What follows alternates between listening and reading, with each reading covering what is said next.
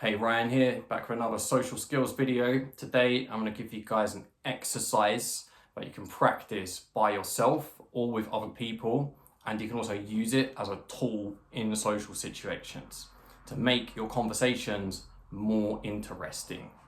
I've got a bunch of different social skills exercises. Last time I counted there was about 150. I think I've got more now. They are aimed at training your mind to have thought processes and be faster at thought processes that are more helpful for social situations. For example, if you can think of more stuff that's relevant to the current topic more quickly, then you have more options to talk about. This one is more for making your conversation more interesting. If you run out of things to say in conversation, then I'd probably practice some of the more basic ones first.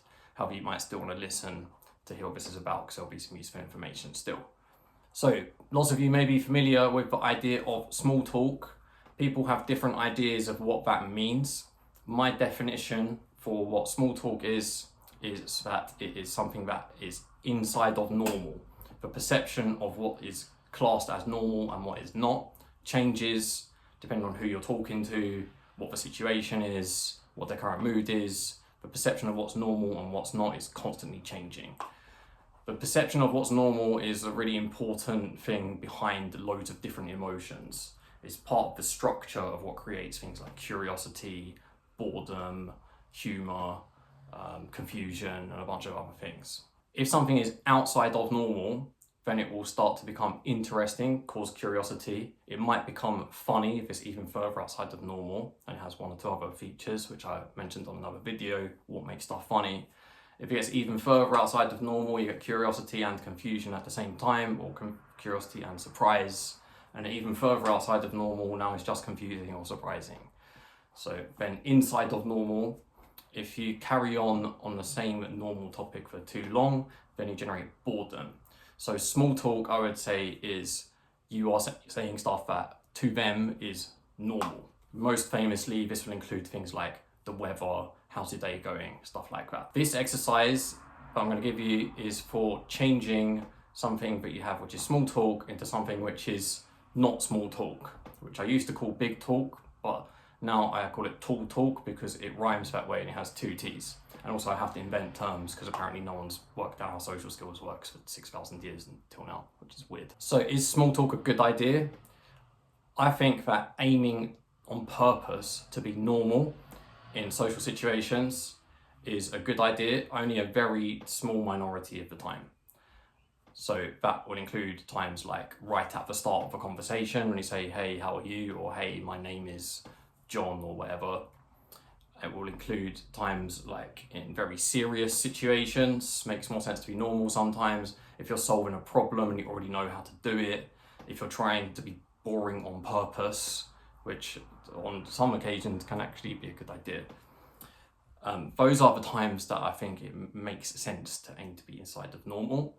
So I kind of have a bit of an analogy to chess. In chess, the game starts with you move the pawn forwards or move the horse. So these are really simple moves. Then after a couple of moves in, the game starts to get way more complicated. So I kind of see saying stuff that is normal as, and communicating in a way that's normal, not necessarily just talking, kind of similar to that. You do it to get things started and to open up the game. You don't want to continue doing that because then it's going to become boring and you're also going to learn slower and you're also going to find it really difficult to make things interesting or funny or build connection, to flirt, and a bunch of other things. So the exercise has two variations. One is you change a question from something that is small talk into something that is tall talk, so it's outside of normal. The other one is you change a statement. So a question might be something like, what do you think of the weather? How are you? What have you been up to? So a question that you think is quite normal, and then you want to change it into a question that is now outside of normal. The way that you can measure this is you go, would I be able to answer this question if I was texting or reading at the same time? If not, then that's a sign that it takes more processing power in your mind to understand the question and respond properly. If that's the case, then not only does it draw more attention towards your question, but it also means almost definitely that it's going to become interesting or funny. So for example, for the question, where are you from? We could change this to, if you could live anywhere in the world, where would you pick? Instead of saying, what have you been up to? We could ask, what is the best thing you've been doing recently? So it's not always a good idea to do this. Like I said, most of the time, these kinds of questions are better, but not all of the time. Right at the start of a conversation, a lot of the time it makes sense to communicate in a way that is more normal to start off with. Apart from that, weirdness is much more often good than bad. And a rule that I would highly recommend that you follow for social skills is, if you're not sure, pick the risky option, which I've made a video about in the past. But basically, say you're not sure to say thing A or to say thing B, pick whichever one is the biggest risk. Or if you're not sure whether to say something or to not say something, pick the biggest risk. I went through in the other video in more detail about why this is a good idea and some more nuances of this rule. But just to give a short explanation of the main points, if you don't follow this rule, it's 10 times as hard to be funny and much harder to be interesting. If you follow the rule, you will progress and learn at social skills, I would say 2, 3, or 4 times as fast. Also, the risky option, most of the time, tends to be the better one. Social situations massively favours risk-taking more than safe options. Every time you pick a safe option, the way that I would see that is almost definitely it's like a small negative every single time. So if you keep taking safe options, just end up becoming more boring and more forgettable, etc., etc. If you take a risk, then there's more of a chance that something good will happen that's big, and there's a bit of a chance that something bad will happen that usually isn't much of a big deal. Most of the times, if you take a risk and it goes badly, it's not really a big deal. So you get a question that you think is quite normal, and always with social skills, you want to train your mind to think of multiple choices. So I would suggest you think of 3 different options. So instead of where are you from, you could say, if you could live anywhere, where would it be? Could do, if you could go traveling anywhere, where would you go?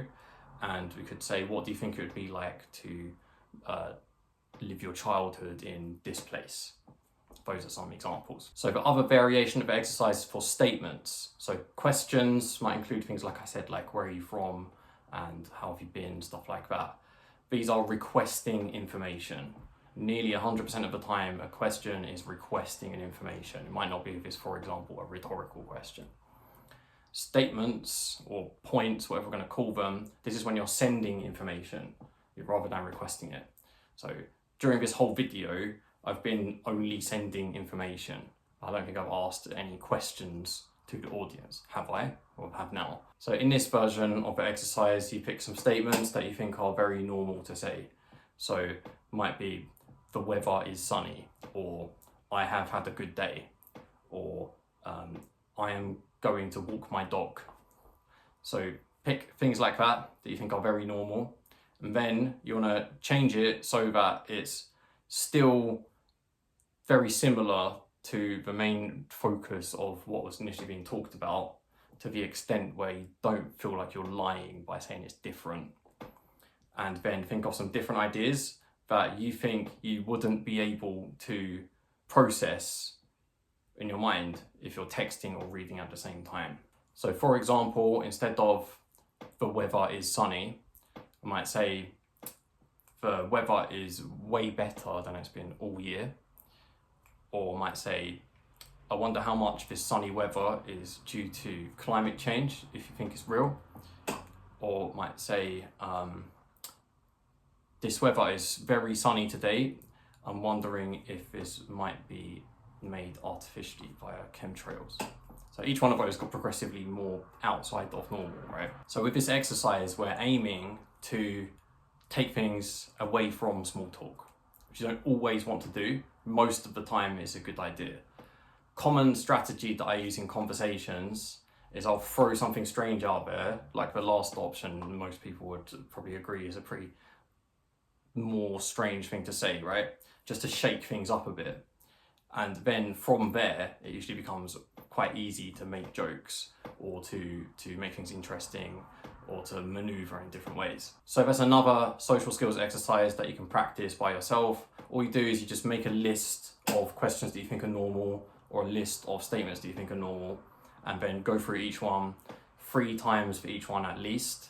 Change it so that it's still pretty much the same thing, but you have made it so that you wouldn't be able to process that and respond if it's a question without stopping if you were texting or reading or something else. Stay tuned for more videos. If you want to do a free trial session of our one-to-one social skills coaching, this is about half an hour, can be done by call or in person in London. Then just go to our website, socialshortcuts.com. The link's in the description. We also have a WhatsApp group chat where we discuss social skills. I post stuff I'm thinking about. I answer people's questions. You can join that just by clicking the link in the description. And finally, we have a video course on how to not run out of things to say in conversation.